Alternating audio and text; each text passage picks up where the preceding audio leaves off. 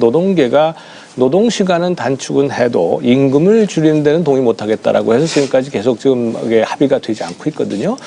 통합진보당에서는 거기에 대한 특단의 합의를 이끌어낼 대책이 있으신지 좀 묻고 싶고요. 또 하나는 공공부문 대기업의 5% 청년 할당제, 고용 할당제라는 것이 과연 이게 자본주의 시장 경제 질서를 가지고 있는 나라에서 가능한 얘기인가 하는 거 하고, 그다음에 이런 모든 것들이 지금 사실은 우리가 일자리를 창출할 수 있는 굉장히 중요한 부분이 있습니다. 다들 아시겠지만 서비스 산업의 활성화입니다. 그런데 이 서비스 산업 관광이라든가 의료라든가 이런 쪽에 굉장히 많은 일자리를 창출할 수 있는데도 불구하고 지금 통합진보당은 동의를 안 하고 있거든요. 이런 데 경쟁 도입하고 하는 것을. 그래서 이런 문제는 왜 건드리지 않으시고 실질적으로 일자리를 많이 창출할 수 있는 건 놔두고 달성하기 어려운 대안을 가지고 가시는지.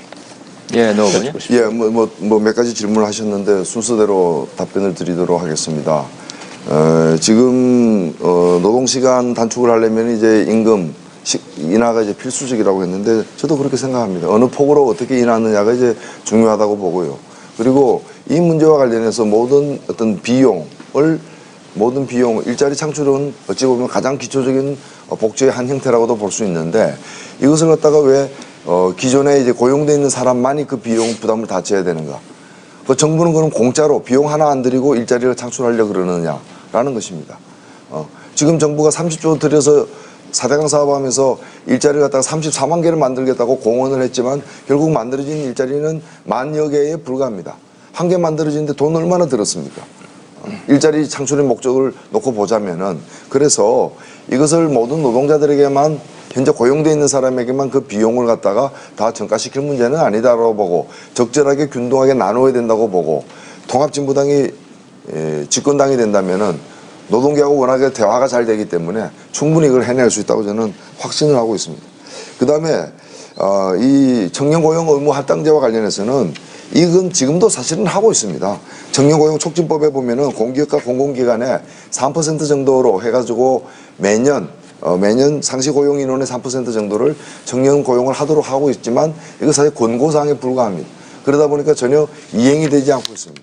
그래서 이 청년 고용이 어느 정도 해결될 때까지, 영구적으로 이렇게 가야 된다고 해서 또 보고 있지는 않습니다만은 해결될 때까지는 대기업까지 포함한 공기업과 대기업 그리고 공공기관에서 5% 정도 수준으로 해서 청년 고용을 의무 할당을 하는 것이 마땅하다. 우리 지금 보십시오. 장애인 같은 경우에도 의무 고용을 하고 있지 않습니까? 그것도 자본주의 시장 경제 질서에 일정하게 통제가 들어가는 부분 아닙니까? 그래서 사안이 필요하다면 그렇게 해야 된다고 생각합니다. 네, 새누리당의 질문 가겠습니다. 김 교수님. 청년 창업 활성화 스펙타파 청년 취업 시스템 도입 대표 공약 2가지인데요. 이런 생각을 해봅니다. 새누리당이 이 청년 실업의 원인을 어떻게 진단하고 있는 것인가 하는 겁니다. 잘 아시다시피 굉장히 구조적이고 또 장기화된 현상 아닙니까? 그런데 새누리당이 제시하고 있는 이 정책 처방은 아주 안이하고 대증적이고 현상적인 인식을 보여주는 것이 아닌가 하는 생각이에요. 사실 이 대표 공약 이 2가지 가지고 청년 실업 문제를 앞으로 어떻게 해결해 나가겠습니까? 큰 흐름 속에서 말이죠. 그래서 그런 점에 대한 이제 비판이 있다고 하는 점에 대해서 뭔가 좀 말씀을 하셔야 될 것 같아요. 저희가 이제 구조적인 요인을 어떻게 보냐면 지금 어느 나라 경제나 마찬가지입니다. 선진 경제로 가면 갈수록 일자리가 성장을 하는데 많이 생기지 않는 소위 고용 없는 성장의 시기가 옵니다. 근데 특히 이제 그동안에 이제 우리나라가 보면은 고용 굉장히 많이 왔었는데 최근에 와서는 성장을 해도 고용이 없는 그런 상황이 아니겠습니까? 어떻게 보면 이런 구조적인 것도 영향을 미치지요.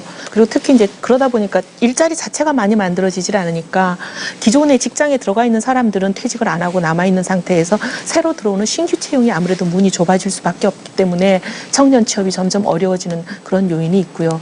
또 하나는 지금 보면 상당히 많은 대졸자들이 직업을 갖지 못해서 실업자 상태로 남아있는데 또 특이하게도 고졸이면서 고졸 일자리는 또 많이 있습니다. 34만 개 정도가 지금 현재도 있는데 오히려 대졸 실업자는 한 50만 명 정도. 이거 보면 이 사람들끼리만 잘 연결이 돼도 어떻게 보면 상당 부분의 청년 취업이 해소가 될 수 있는데도 그런 부분이 해결되지 않고 있습니다. 이 2가지 구조적인 요인을 저희는 인지하고 있고요. 그래서 어떻게 보면 이 성장 자체가 그렇게 돼서 고용이 생기지 않는 부분에 대해서는 아까 우리 홍성열 교수님 말씀하신 대로 저희는 앞으로 성장 엔진은